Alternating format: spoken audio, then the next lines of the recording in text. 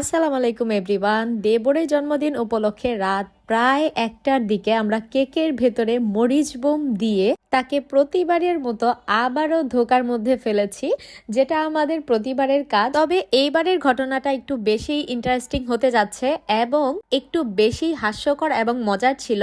আজকের এই ফুল প্রসেস, এমনকি আমার দেবরের রিয়াকশন কি ছিল, তার সাথে আমরা কি কি করেছি, সবকিছুই থাকবে আমার আজকের এই ভিডিওতে। সো সেই জন্য অবশ্যই ধৈর্য সহকারে সবাই সম্পূর্ণ ভিডিওটা দেখবেন। আই হোপ আপনারা অনেক বেশি মজা পাবেন আমাদের মতনই। তবে হ্যাঁ, একটু ছোট করে বলে দেই যে এটা টোটালি ফানি একটা মোমেন্ট, ফানি একটা কন্টেন্ট। তো আপনারা দয়া করে এখানে সিরিয়াসভাবে কেউ জাজ করবেন না। আর বলে দিচ্ছি যে এই ধরনের কেকের আমরা কোনো প্রকার অর্ডার রাখি না, কিন্তু আপনারা যারা বিভিন্ন ধরনের প্রোগ্রাম এবং ক্লাস পার্টির জন্য কেক নিতে চাচ্ছেন, যদি আপনার লোকেশন গাজীপুর হয়ে থাকে, তাহলে কিন্তু আমাদের পেজ থেকে আপনারা কেক নিতে পারেন। আশা করি ইনশাল্লাহ আপনাদের কাছে অনেক ভালো লাগবে। সো যাই হোক, মূল ঘটনায় চলে আসি। এখানে ভিডিওর শুরুতে আমি কিভাবে মোমটাকে প্রিপেয়ার করেছি, মরিচ বোমটাকে প্রিপেয়ার করেছি, সেটা আপনাদেরকে একটু দেখিয়ে দিয়েছি। এখানে আমি আর আমার যা মিলে এই কাজটা করছিলাম। মূলত আমি চাচ্ছিলাম যেন বোমটা ঢাকা থাকে, আর আমার দেবর যেন এটাকে একটু মোমবাতি হিসেবে গ্রহণ করে, মানে যেন বোঝা যায় যে এটা মোমবাতি। তবে হ্যাঁ, আমি জানতাম যে ভাইয়ারা যেহেতু ছোটবেলা থেকেই বোম নিয়ে অনেক বেশি আর কি খেলা করেছে, প্লাস বোম ফাটায়, বিশেষ করে ছেলেদের ক্ষেত্রে যেটা হয় আর কি, ঈদ আসলে বা হ্যাপি নিউ ইয়ারে আমরা তো সবসময় এই কাজটা করেই থাকি। সো আমি না উপরের ওই সুতাটুকু দেখে আমি বলছিলাম আমার যাকে যে ভাইয়া মনে হয় বুঝে যাবে যে এটা বোম। তো ও বলছিল বুঝবে না, আর আমি বলছিলাম যে বুঝে যাবে। সো ফাইনালি কিন্তু যখন ভাইয়াকে কেকটা আমরা দেই, তখন কিন্তু ভাইয়া বুঝেই গিয়েছিল যে এটা হচ্ছে বোম। তো বাকিটা আপনারাই দেখতে থাকেন যে কি কি হয়েছে। যেহেতু রাত প্রায় 1টা বেজে গিয়েছে, তো ভাইয়া এখানে ঘুমিয়েই পড়েছিল, আর আমার যা তাকে খুব রিকোয়েস্ট করে এখানে উঠিয়ে নিয়ে এসেছে। তবে ফানি বিষয় হচ্ছে ভাইয়া আগে থেকেই বুঝে গিয়েছিল যে এটা বাটি, কারণ আমরা এত বেশি ফাজলামো করি যে এখন আর আমাদেরকে বিশ্বাসই করে না কেউ। না, সত্যি বাটি না। এখন জাস্ট দেখেন, ভাইয়াকে কেকটা দেওয়ার পর উনি খুব ভালো করে দেখছিল আর বুঝেই গিয়েছিল যে এটা বোম।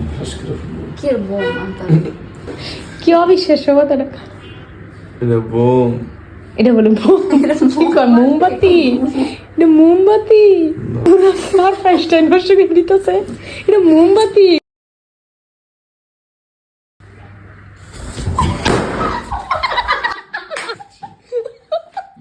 ভাইয়া যদিও আজ করতে পেরেছিল যে এটা বোম, তবে আমাদের গোল্ডেন কালার রিবন থাকার কারণে একটু মনে মনে ভাবছিল হয়তোবা যে এটা বোম নাও হতে পারে।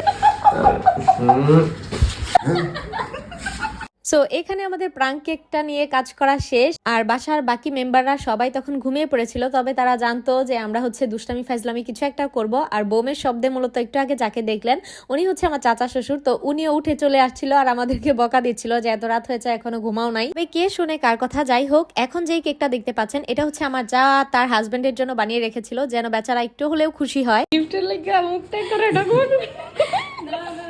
আর এ তো এখানে ভাইয়াকে কিছু গিফট দিচ্ছিল তার বউ, আর আমিও এখানে কিছু মজা করছিলাম। যদিও আমাদের গতকালকের পর্ব এখানেই শেষ হয়েছিল, বাট এখন আপনারা দেখবেন যে আজকে মানে মেইন বার্থডের দিনে ভাইয়ার সাথে আমরা কি করেছি। এখানে ভালো করে একটা তার বউ তার জন্য কেক বানিয়েছিল ফুটবল থিমের, আর সেটাই এখানে ভাইয়াকে আমরা দিচ্ছিলাম। আর ভাইয়ার কেকটা কাটার সময় আমাদের একদম মনে ছিল না যে আমরা স্প্রেটা তাকে মারার জন্য এনেছিলাম, বাট ওইটা আর করতে পারিনি ভুলে। সো এরপর জাস্ট আপনারাই দেখেন কেকটা কাটার পর ভাইয়া রুমে যাওয়ার পরে কি হয়।